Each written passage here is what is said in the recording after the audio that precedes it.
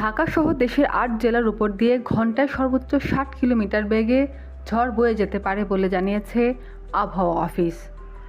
একই সঙ্গে বৃষ্টি বা বজ্রসহ বৃষ্টিরও আশঙ্কা রয়েছে। এছাড়া এসব অঞ্চলে নদীবন্দরকে সতর্ক সংকেত দেখাতে বলা হয়েছে।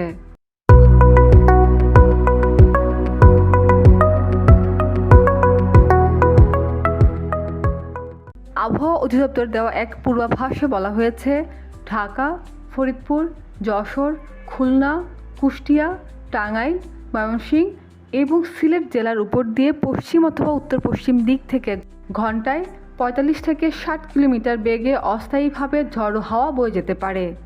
এ সময় বৃষ্টি অথবা বজ্রসহ বৃষ্টির শঙ্কা রয়েছে। এসব এলাকার নদীবন্দরগুলোকে ১ নম্বর সতর্ক সংকেত দেখাতে বলা হয়েছে।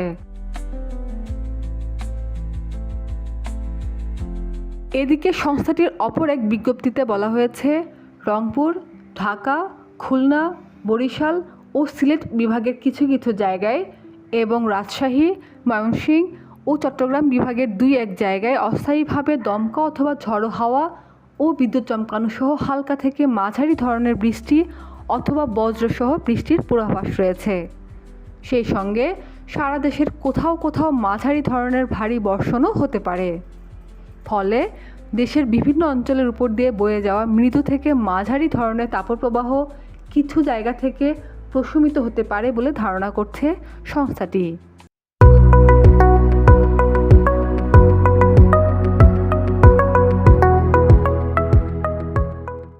এ সময় দেশের উত্তর পূর্বাঞ্চলের তাপমাত্রা সামান্য কমতে পারে এবং অন্যত্র তা প্রায় অপরিবর্তিত থাকতে পারে বলেও বলা হয়েছে। খাদিজা নিপা, দেশ রূপান্তর।